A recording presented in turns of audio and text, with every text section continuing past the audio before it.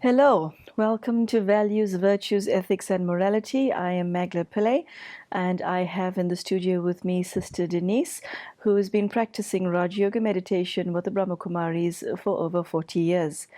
The subject that is of interest to us in this show is what is called conventional morality, and by that I mean practically for you to take a good look at your own value system, your conscience, your life, and look at aspects that are working for you, and also look at, although it may be uncomfortable, aspects of your life that are not working for you.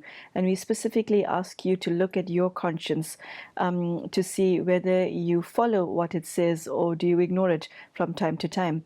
We find that most people in a given situation would like to do the right thing, however, they do tend to act against their conscience. Sister Denise wants to know why this is the case. As you see from the background, we have a Grecian theme. So this talk today is going to take the format of what we call Socratic dialogue, which means a scenario where one puts questions to another in order to elicit a version of the truth that is universally comprehensible. Sister Denise, thank you so much for joining us this afternoon, and a very, very warm welcome to today's show. Thank you very much.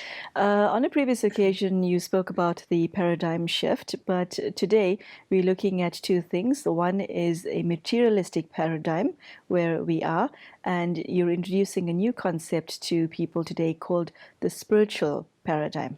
I'm very interested to know what you mean by this new concept. I'll ask you to define both things for me, but place more emphasis, please, on spiritual paradigm, because I'm sure our viewers at home are not familiar with this fresh concept.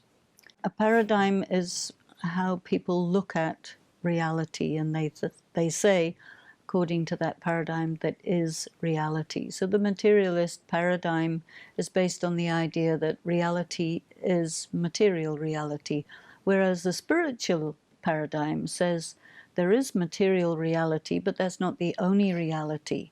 Behind it, alongside of it, there is another dimension of reality which needs to be taken into consideration because it's a very powerful aspect of reality, and that is the non-visible, intangible reality, which we can also call the spiritual reality. It is the reality of the mind, the spirit, the being. It is a reality that takes into consideration laws, spiritual laws that govern the interaction between matter and spirit, which is not at all considered in the material paradigm. And what impact does the invisible and intangible have on the physical? Well, if there isn't the intangible, the spiritual, then nothing will happen. So that the material reality would be absolutely static. There would be no action, nobody would be there. What is wrong with the materialistic paradigm? I mean, it's existed thus far? Well, the thing is this, that in the materialist paradigm, it cannot explain what is life, what is consciousness, what is death, why things happen the way they do. They see that they say that they're random, but they ignore various realities that point to a spiritual source of the activity that's taking place in the material reality. And so if you ignore something, it doesn't mean that it's not operating and that it isn't there. But I would say that you ignore it at your peril. And so bringing in to your consideration and your evaluation, the intangible realities, then instead of creating a disastrous situation, you create a sustainable, very pure, meaningful reality rather than a meaningless reality. Okay. Mr. Denise, how does one acknowledge or even get to know something that you can't see, can't touch? How do you even get there? You know, there's many people who say there is no such thing as consciousness, etc., but it's very difficult to carry through with it because the person who's saying it knows that they're conscious, even at the same time as saying there is no such thing. The same person will say, well, to my mind, I think like this. And then in the next minute, they will say there is nothing like a mind. But yet, you know, it's self-contradiction. So it's really a matter of pointing out to a person that your theoretical physics and your day-to-day life are fundamentally in disagreement with each other, and so something must be not quite right. Okay. So an individual now decides that he needs to embrace more spirituality. And so he wants to now learn about that which cannot be seen within himself. How does he go about this? Well, I think it wouldn't start with a decision. I think the decision would be the outcome rather than the beginning point. Okay. A person who insists on saying that there is only material reality will from time to time come up against indicators that it's not the case. Like the person will feel very unhappy about something that doesn't make other people unhappy. So that means that he has feelings that are individual and they're not just a matter of sense perception. Otherwise, you see, the materialist paradigm says if you feel that something is, you know, gratifying, that's what makes you happy.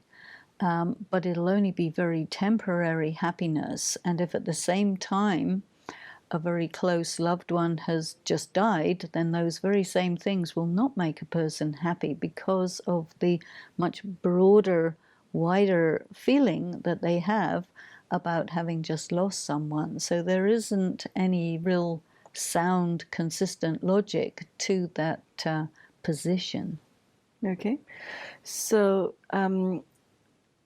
you've mentioned in previous talks that materialism is based on the fact you, or one of the aspects of what you call body consciousness is thinking that you are the physical body. That's the identity.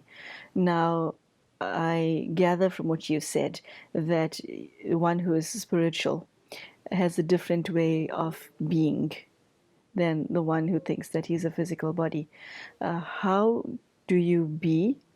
How are you in terms of your thinking and functioning as opposed to somebody who thinks there's a physical body? Do you function differently? Do you think and feel differently? Is your awareness different? I think your position vis-a-vis the material reality is different. You see, when you say I am a body, it has a different meaning than when you say I have a body. You see, you do not say I hand, I feet, I eyes. In language, we use the possessive for all the parts of the body. We even say my body. We say I am a body, and at the same time we say this is my body, which is inconsistent, you see. So when a person thinks, okay, I'm not this body, then the question arises, in that case, what am I? So this then causes you to think on a more deeper level. You start to feel actually your mind is an instrument for perceiving the intangible. And when you start to connect yourself with the intangible reality and say, I am a being, I have a body, I feel through the body, I act through the body, then you start to think about yourself in such a way that you can feel yourself with your mind when you deny it, then you also are not producing those thoughts which would allow you to feel the essential self as opposed to the instrument through which you work. So you would be out of touch with yourself. Okay. So, what do you do primarily inside your mind that's different from somebody who thinks that they're physical? Is your another way of putting that question is what then is your relationship to your body? What you do when you're aware of yourself as a thinking being is you can actually focus your mind upon itself. And you do this how? You come to understand that your mind is a mental faculty which you can use either to perceive physical things through your physical sense organs, or you can perceive non-physical things by focusing your mind in a non-physical dimension. For example, take love. People in the material world talk about love all the time, but they're not talking about love itself because they can't conceptualize love itself. They will say love is a bunch of flowers, or love is a big embrace, or love is something which would be not love itself, but a sign of love, which could equally well be faked, you see. But love itself is an energy, it's a quality, it's a spiritual quality which can be demonstrated and illustrated through a physical action, but the actual commodity doesn't exist in the material world, but it exists in the world of the spirit, and it is conveyed through the spirit, through the physical, so that you can feel it by your mind in the atmosphere, but it's still not a physical object. Do you see? Sister Denise, your spiritual practice contains a lot of silence, doesn't it? Tell us about your silence. Do you bring your silence into this world? When I am with myself and going deep into myself, it is a silent thing to do because you're not involving any noise, you're not involving any action, and the actual thoughts are not concerned about external things. It's all focused on the inside. And what happens when you do that is you create an atmosphere which is spiritually charged. So I think that the silence has to do with something that we call silence power.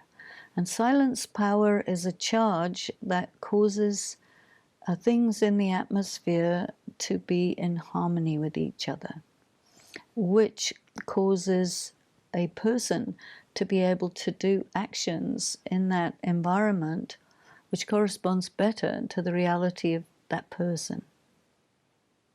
It's quite subtle. Yeah. And you were able to maintain this in a world where there's no respect for silence at all? Well, when you're inside, that inner world it actually is very substantial.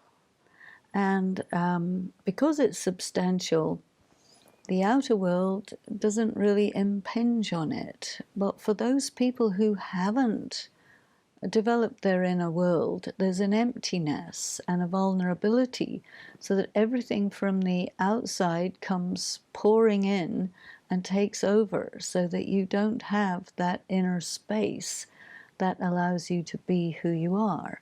And then you are you're deprived, actually.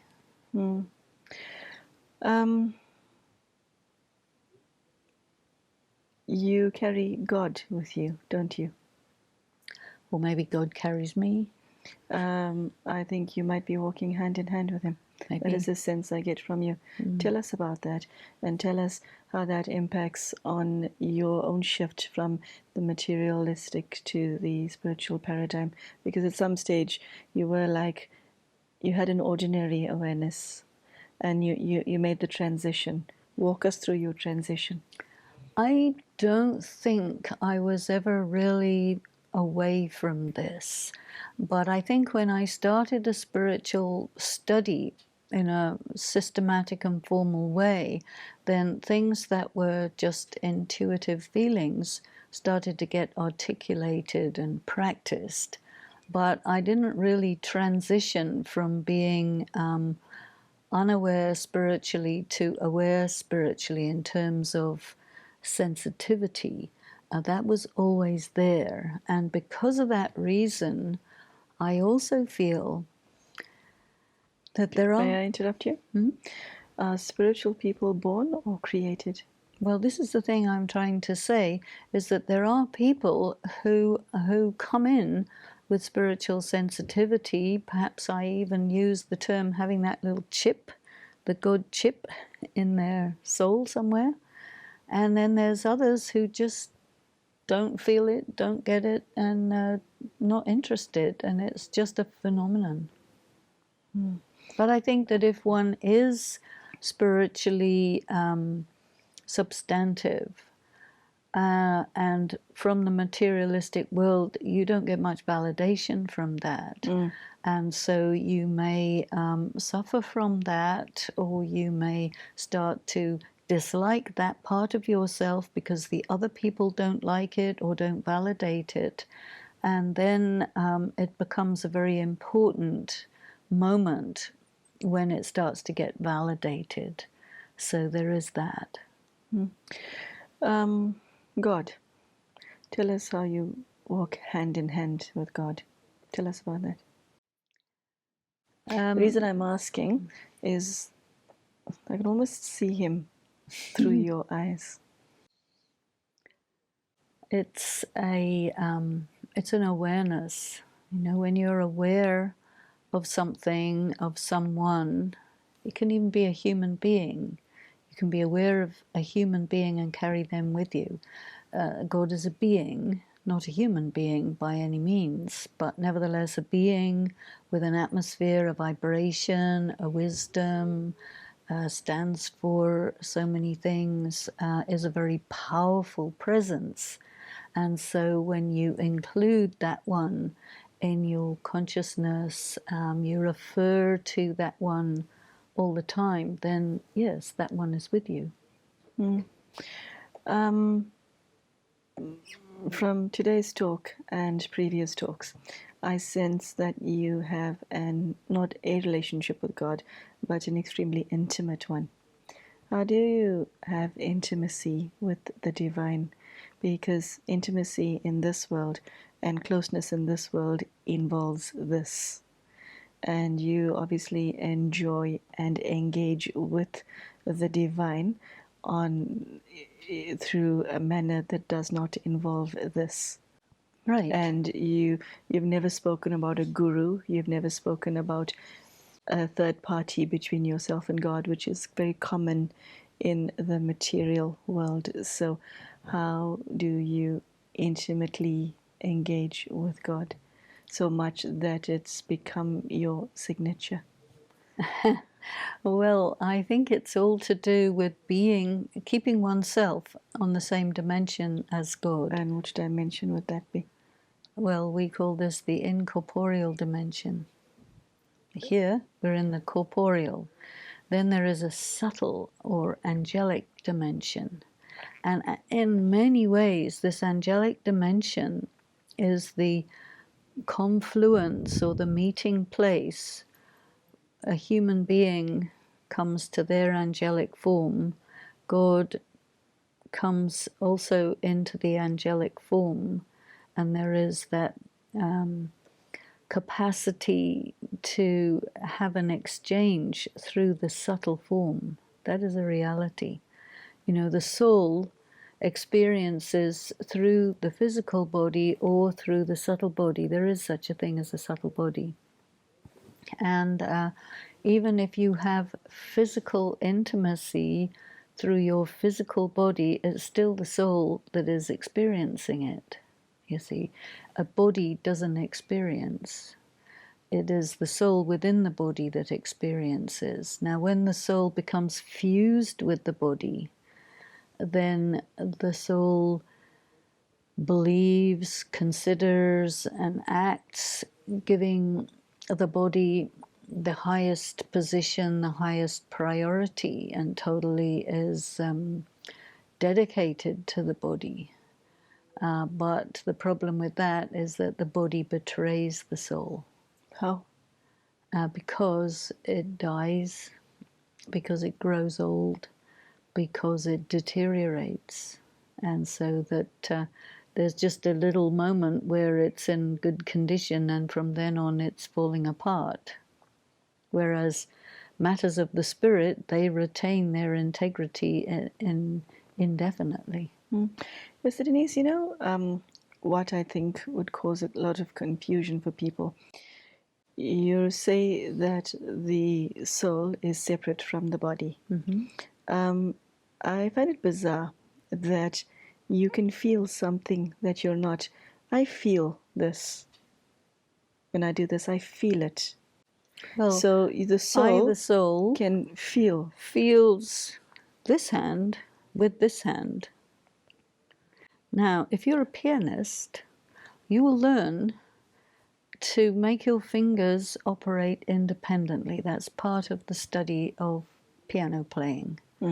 So that you can really independently operate your hands. When you don't learn these things, you never develop that particular skill. Now, when people never really think about the fact that it's a soul who feels through a body, they will not actually feel the details of that. And this is why in Raj Yoga you have to actually practice. I'm a soul, I am in the center of the forehead, and I am looking at you, the soul, through my eyes. I go through your eyes to your soul. That's something you have to think about, get your mind around. Okay, so when I do this, I'm not feeling myself. I'm feeling the soul. I'm feeling the soul through the body. You're feeling the body. Yeah. You're not feeling yourself. Okay. You're feeling your hand. You're pinching your skin. If you pinch it hard enough, it'll hurt. Yeah. You might even draw blood. Yes. And, pain will tell you, excuse me, you're going to damage this. Would you stop?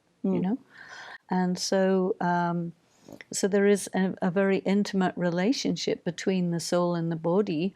When you're in body consciousness, you very often will damage your body in the pursuit of sense pleasure. And that is damaging how?